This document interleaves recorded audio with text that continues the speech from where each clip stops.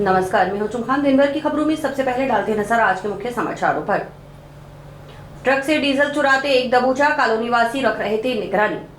गुमशुदा 239 mobile phone बरामद, अनुमानित कीमत 71 लाख रुपए। 1 क्विंटल 71 किलोग्राम पोस्ट सहित 3 युवक गिरफ्तार, एनडीपीएस के तहत कार्रवाई। फसल बीमा क्लेम की मांग, किसानों ने किया बैंक के सामने प्रदर्शन। अब खबरें विस्तार से। शहर में घर के बाहर खड़े वाहनों से डीजल चोरी की वारदातों पर अंकुश लगाने में पुलिस नाकाम रही है। लगातार घर के बाहर खड़े वाहनों से डीजल चोरी की घटनाएं सामने आ रही हैं।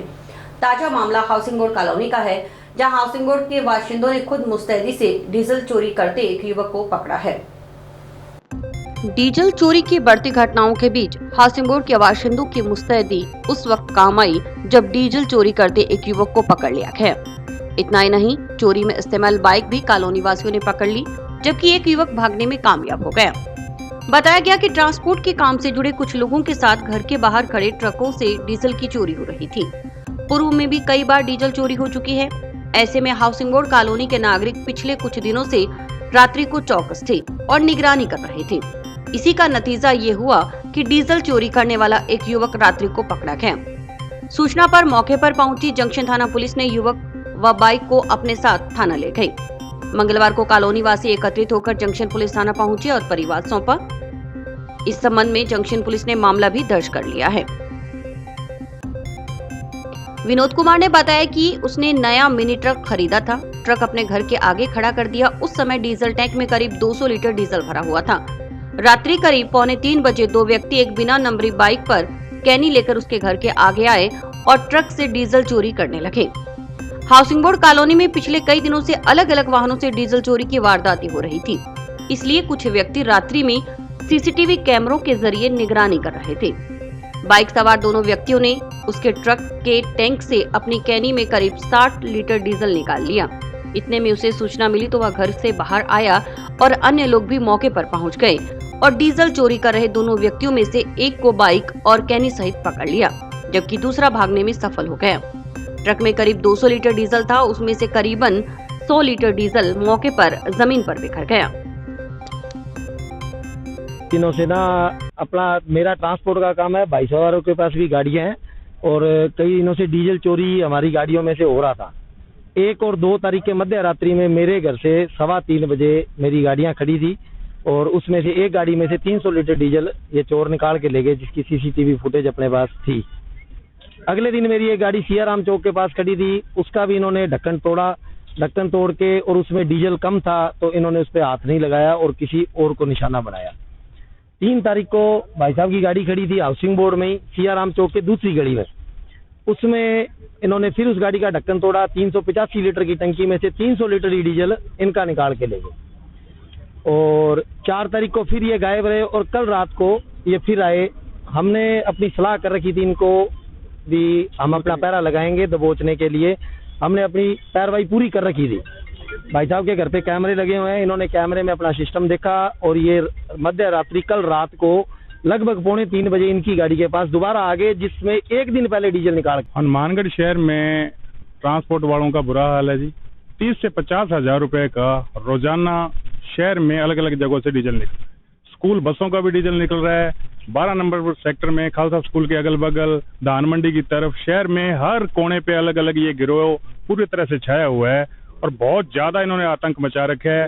नशेड़ी है, बेखौफ है, इन्हें ये नहीं पता लग रहा हमें कौन सपोर्ट कर रहा है और इतना कौन, यानी इसको 1-2 बारी मोटरसाइकिल को पकड़ा भी है, परंतु चोर भाग गए। अब रात्रि को हमने चोर को पकड़ लिया, पुलिस को सुपुर्द कर दिया है। हम कार्रवाई चाहते हैं, हम परेशान हैं, गाड़ियां घर के बाहर खड़ी रहती है। समाचार अभी और भी हैं, देखते रहिए स्काई चैनल।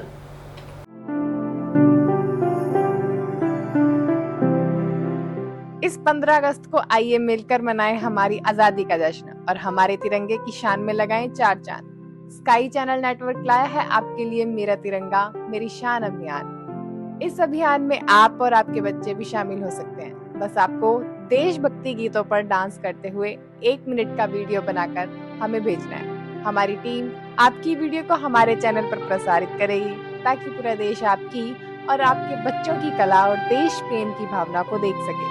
आपको करना बस इतना है, अपने बच्चों का देशभक्ति गीतों पर डांस का वीडियो रिकॉर्ड करें। इस वीडियो को हमारे व्हाट्सएप नंबर 9462607551 पर भेजें।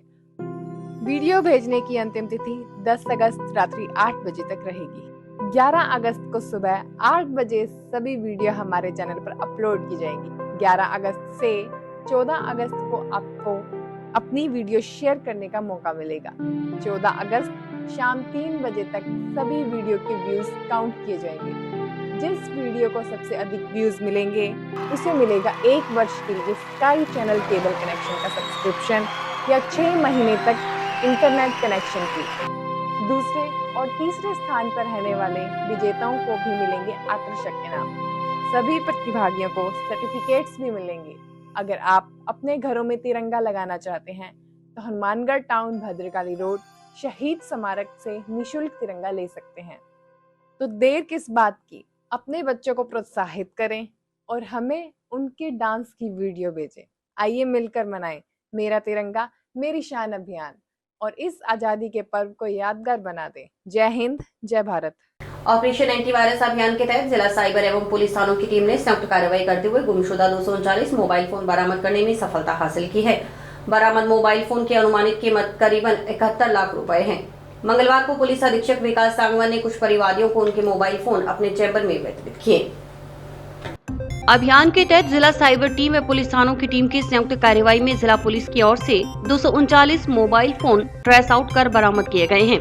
बताया गया कि जिला स्तर पर स्थापित साइबर सेल टीम और थाना स्तर पर गठित विशेष टीम की ओर से अथक प्रयास कर त्वरित कार्रवाई कर CEIR पोर्टल पर दर्ज शिकायतों पर कार्रवाई करते हुए 239 गुमशुदा मोबाइल फोन बरामद किए गए हैं। इनकी अनुमानित कीमत लगभग 71 लाख रुपए है। बरामद शुदा मोबाइल फोन में से 131 मोबाइल फोन पूर्व में संबंधित को वितरित किए जा चुके हैं। शेष 108 मोबाइल फोन पुलिस अधीक्षक कार्यालय में कार्यक्रम आयोजित कर संबंधित परिवादियों को वितरित किए गए। SP सांगवान ने बताया कि सभी पुलिस थानों में साइबर हेल्प डेस्क बनी हुई है। इस डेस्क पर ड्यूटी देने वाले पुलिस जवान गुमशुदा व चोरीशुदा मोबाइल फोन को ट्रेस करने में लगे रहते हैं। आइडेंटिटी पता चलने पर उन मोबाइल फोन को रिकवर करने की कार्रवाई की जाती है। SP ने आमजन से भी अपील की कि मोबाइल फोन गुम होने पर CEIR पोर्टल पर शिकायत दर्ज करें। देखिए, महानिदेशक पुलिस और DG साइबर क्राइम के निर्देशन में ऑपरेशन एंटीवायरस वो का शुरू कर रखा था, जिसके अंतर्गत जो भी लॉस्ट मोबाइल्स हैं या चोरी हो गए हैं उनके संबंध में एक विशेष अभियान चलाकर अधिक से अधिक इसमें रिकवरी के प्रयास किए जा रहे हैं। इसी अभियान के अंतर्गत एक पोर्टल है जो CEIR नाम से है, सेंट्रल इक्विपमेंट आइडेंटिटी रजिस्टर, जिसके माध्यम से जो भी मोबाइल फोन चोरी होता है उसकी IMEI डिटेल्स उसमें एंटर की जाती है और जब भी वो फोन कहीं पर भी दोबारा चलता है तो वो ट्रेस हो जाता है। इसके लिए करीब जब से ये रजिस्ट्री स्टार्ट हुई उस समय से करीब 239 के आसपास गुमशुदा मोबाइल्स हनुमानगढ़ पुलिस के द्वारा रिकवर किए गए हैं। पूर्व में करीब 131 मोबाइल हम लोगों को पहुंचा चुके हैं और आज 108 मोबाइल जो है वो लोगों को सुपुर्द किए जा रहे हैं। इन मोबाइल्स की कुल कीमत करीब 70 लाख रुपए से अधिक है।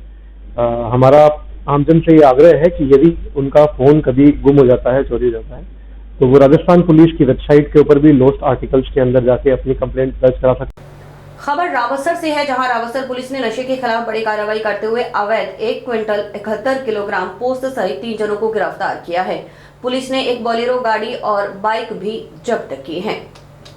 नशा विरोधी अभियान के तहत पुलिस लगातार कार्रवाइयां करने में लगी है, लेकिन अभी यह नहीं कहा जा सकता कि नशे पर प्रभावी रोकथाम के लिए यह काफी होगा। जिस तरह से हनुमानगढ़ जिला नशे की गिरफ्त में है, यहाँ की युवा दिनों दिन नशे की गर्त में जा रहे हैं। ऐसे में पुलिस प्रशासन के जागरूकता कार्यक्रमों के साथ साथ नशा तस्करों के खिलाफ प्रभावी कदम उठाने होंगे। मंगलवार को हुई कार्रवाई में रावसर पुलिस ने चक 22 AG रोड पर अवैध 1 क्विंटल 71 किलोग्राम पोस्त सहित 3 युवकों को गिरफ्तार किया है। थाना प्रभारी वेदपाल शिवरान के टीम के साथ कार्रवाई करते हुए विनोद कुमार, सुरेश कुमार निवासी नोहर व कमलेश कुमार निवासी थालड़का को गिरफ्तार किया है। पुलिस ने गिरफ्तार युवकों की एक बोलेरो गाड़ी और बाइक भी मौके से जब्त की है। पुलिस ने तीनों युवकों के खिलाफ NDPS एक्ट के तहत मामला दर्ज कर लिया है। इस थाना रावतसर में डीएसटी जो हनुमानगढ़ है उसके सहयोग से कार्रवाई की गई है एनडीपीएस की, जिसमें एक बोलेरो गाड़ी और एक बाइक इसको हमारे द्वारा जब्त किया गया है। और टोटल जो माल है 3 युवक हैं, सुरेश कुमार किंकराली का, विनोद किंकराली का और कमलेश सारंग थालड़का का। इन 3 युवकों को हमारे द्वारा गिरफ्तार किया गया है। कुल 9 कट्टे हैं जो साबुत डोडा के हैं और जिनमें प्रत्येक में जो माल है वो 19 किलो माल है। हमारे द्वारा मुकदमा दर्ज किया गया है। उक्त वाहन किसके हैं, इनके वाहन स्वामी कौन हैं, इसके अलावा माल कहाँ से आया है, माल कहाँ जाना था, इस बाबत इन्वेस्टिगेशन में ये सारे बिंदु क्लियर होंगे और मुकदमा दर्ज कर लिया गया, जिसकी इन्वेस्टिगेशन आगे खुइयाँ एसएचओ करेंगे श्री राजपाल सिंह सब इंस्पेक्टर। फसल बीमा क्लेम की मांग को लेकर किसानों ने आईसीआईसीआई बैंक के सामने विरोध प्रदर्शन किया। किसान फसल बीमा क्लेम समय पर नहीं मिलने और बैंक की नीतियों के खिलाफ आक्रोशित है। आईसीआई बैंक रावतसर में किसानों ने बैंक गेट के समक्ष विरोध प्रदर्शन करते हुए बैंक कर्मियों पर बेवजह परेशान करने, किसानों के साथ दुर्व्यवहार करने का आरोप लगाया। दरअसल किसान कामरेड मंगे चौधरी के नेतृत्व में फसल बीमा क्लेम की मांग को लेकर आईसीआई बैंक रावतसर के गेट पर घेराव कर विरोध प्रदर्शन करने पहुंचे थे। विरोध प्रदर्शन की सूचना पर रावतसर एसडीएम संजय कुमार, थाना प्रभारी वेदपाल, प्रशासनिक अधिकारी मौके पर पहुंचे। प्रशासनिक अधिकारियों की मौजूदगी में किसानों के प्रतिनिधि मंडल व बैंक कर्मियों से वार्ता हुई, जिसमें दूसरे दौर की वार्ता में 2021 से 2023 की रिजेक्ट पॉलिसियों को 7 दिन में और बीमा क्लेम से संबंधित अन्य समस्याओं को 2 दिन का कैंप लगाकर निस्तारण करने का आश्वासन दिया गया। वार्ता में सहमति बनने पर किसान एक बारगी राजी हो गए। आज अखिल भारतीय किसान सभा की तरफ से जो आईसीआई बैंक ने कम से कम 1000 के आसपास काश्तकारों का प्रीमियम काट करके उनको वापस लौटा दिया। उसके खिलाफ आज बैंक का घेराव रखा गया। बैंक के मेन गेट के ऊपर सभी गांव के काश्तकार इकट्ठा होकर के गेट के आगे बैठे। किसानों की मांग है कि किसानों को क्लेम दिया जाए प्रीमियम नहीं। बैंक जो है वो पिछले 4 साल से दादागिरी कर रही है। बैंक कंपनी के साथ मिली हुई है। उसी का एक कारण है कि कंपनी को फायदा देने के लिए बैंक ने किसान ने जो फॉर्म भर के दिया उस चीज का प्रीमियम काटा नहीं, दूसरी चीज का काट दिया और फिर जो प्रीमियम काटा वो प्रीमियम वापस लौटा करके ये सिर्फ और सिर्फ किसान के साथ धोखा करना चाहते हैं। ये जो ICI bank, axis bank, HDFC bank या राउतसर की नहीं, ओनली राउतसर की नहीं, नौर की भी, ये जो तमाम जो निजी बैंक हैं, ये कोई बैंक नहीं है। किसान इनके बहकावे में नहीं आए। ये किसानों के साथ धोखा कर रही है। ये सिर्फ और सिर्फ दुकानें, कोई बैंक नाम की चीज नहीं है। सरकारी बैंक होती है, उसका कोई न कोई जिम्मेवार होता है। इनका न कोई जिम्मेवार है न कोई और है। ये सिर्फ और सिर्फ दुकानें हैं जिन्होंने 20 करोड़ रुपए का किसानों को आर्थिक नुकसान पहुंचाया है। खबर नौहर से है, जहां किसानों की समस्याओं पर चर्चा करते हुए भारतीय किसान संघ व भाजपा का प्रतिनिधिमंडल एसडीएम से मिला। बताया गया कि किसान फसल बीमा क्लेम को लेकर परेशान हैं। ऐसे में एसडीएम के समक्ष कृषि अधिकारियों, बैंक कंपनी के प्रतिनिधियों की उपस्थिति में वार्ता हुई, जिसमें सभी बिंदुओं पर सहमति बनी और प्रशासन ने किसान प्रतिनिधियों के साथ लिखित में समझौता किया। किसानों की समस्याओं को तुरंत समाधान का आश्वासन दिया गया। किसानों ने कहा कि यदि लिखित समझौते को लागू नहीं किया गया तो किसान एकजुट होकर बड़ा आंदोलन करेंगे।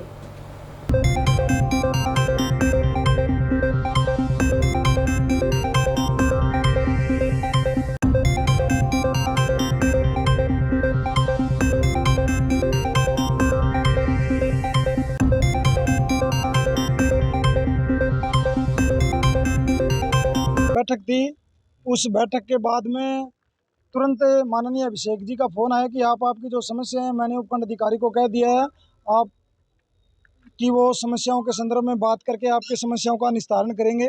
उसी के तहत हमें इस बात के लिए आश्वस्त किया है कि मृतक प्रकरण में जो बकाया क्लेम है वो 5 दिनों के अंदर जारी कर दिया जाएगा।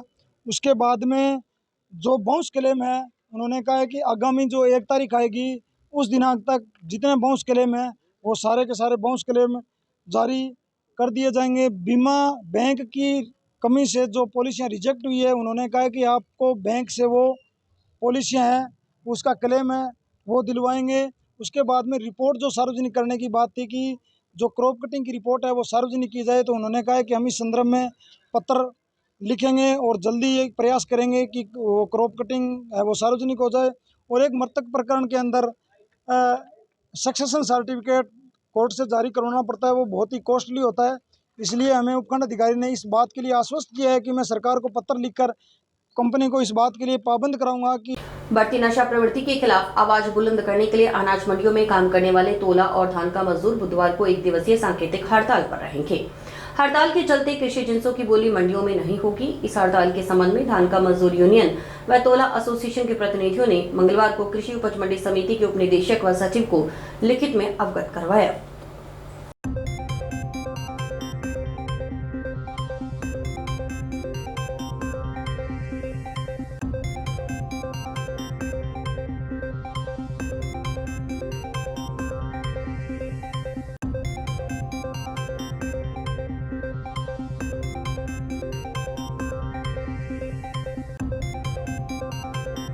जो आज कल जो अपने हनुमानगढ़ और गंगानगर डिस्ट्रिक्ट के अंदर नशा बहुत ज़्यादा हो रहा है, तो हमने एक मीटिंग तय करके हमारी एसोसिएशन है जो गंगानगर हनुमानगढ़ की तोला एसोसिएशन व धान का एसोसिएशन, हमने एक मीटिंग तय करके 1 दिन का अवकाश रखा है, जो कि हम पुलिस प्रशासन को ये कहना चाहते हैं कि मंडियों के अंदर और हनुमानगढ़ शहर के अंदर, गंगानगर डिस्ट्रिक्ट के अंदर जो गांव है, शहर है, वहाँ पे नशा बहुत हो रहा है। नशे के धान मंडी के अंदर तो ये प्रभाव है, नशा आजकल बहुत ज्यादा हो गया, बच्चों का, उनकी बीवी बच्चों का बहुत बुरा हाल है।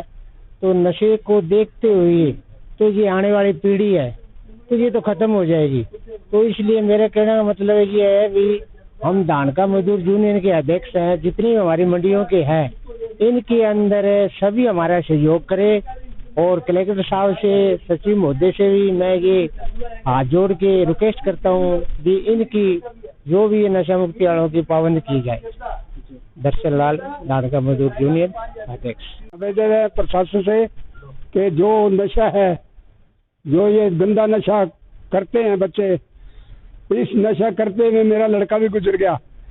इससे हम ये सोचते हैं कि दूसरे का कोई बच्चा खराब ना हो, नशे के मारे ना मरे। सक्षम हिंदुस्तान फाउंडेशन व भाईचारा वेलफेयर ऑर्गेनाइजेशन की ओर से सचिव रोमिल काटपाल के जन्मदिन के उपलक्ष्य में मंगलवार को सामाजिक कार्य किए गए। इसके तहत टाउन के राजकीय जिला चिकित्सालय ब्लड बैंक में रक्तदान शिविर आयोजित किया गया। शिविर में संगठन से जुड़े युवाओं ने रक्तदान किया। शिविर के अलावा जरूरतमंद परिवारों के बच्चों को भोजन खिलाया और साथ ही पौधरोपण किया गया।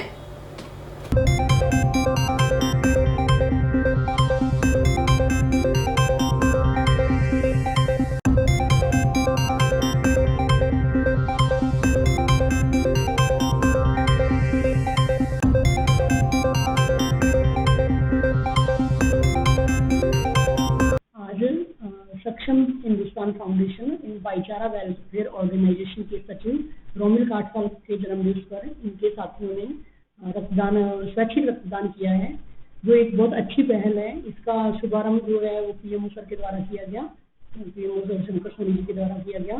तो इसमें मतलब आज के टाइम में युवा जो है वो नशे को छोड़ के ड्रग्स आदि में ना इन्वॉल्व होकर इस टाइप की जो एक्टिविटीज करते हैं, तो ये एक समाज के लिए बहुत ही अच्छी प्रेरणादायक एक्टिविटी है। तो मतलब बाकी लोगों से भी मैं ऐसे ही रिक्वेस्ट करूँगी कि वो इस टाइप के किसी के जन्मदिन पे या कोई भी किसी भी जो खुशी का टाइम हो, ऐसे पे वो इस टाइप से कैंप लगाएं। जल विज्ञान एवं जल प्रबंधन संस्थान बीकानेर की ओर से मंगलवार को टाउन स्थित पंचायत समिति कार्यालय के सभागार में अटल भूजल योजना अंतर्गत सहभागियों के प्रशिक्षण और क्षमतावर्धन के लिए दिवसीय जिला स्तरीय प्रशिक्षण कार्यशाला का आयोजन किया गया।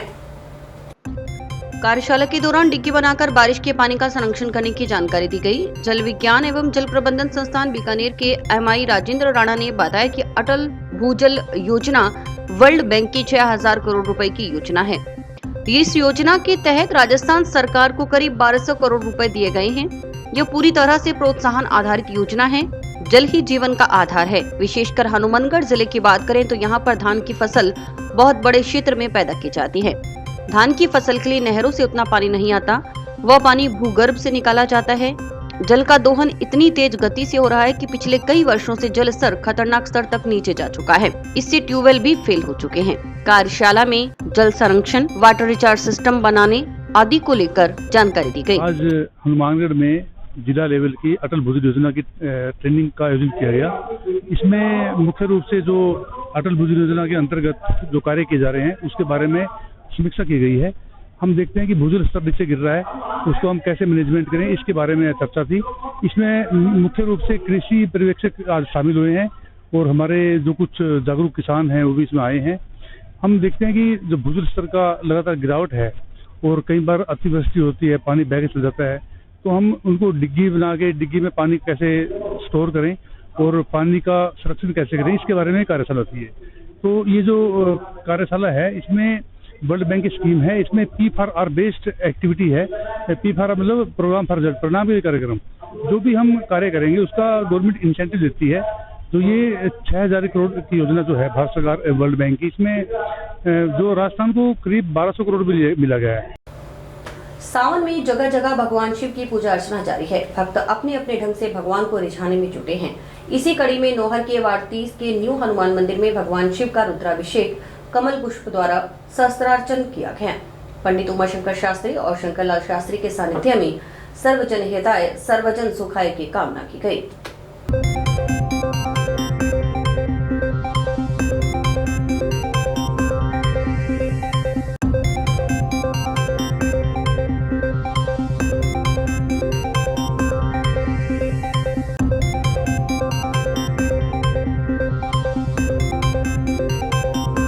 इस साल भी प्रतिदिन सुबह हरिहर संत आश्रम पारिक कॉलोनी वार्ड नंबर 30 में 7:15 से 9:30 बजे तक प्रतिदिन रुद्राभिषेक होता है और शाम को न्यू हनुमान मंदिर वार्ड नंबर 30 पारिक कॉलोनी स्थित में सहस्त्रार्चन कमल पुष्प द्वारा और रुद्राभिषेक होता है।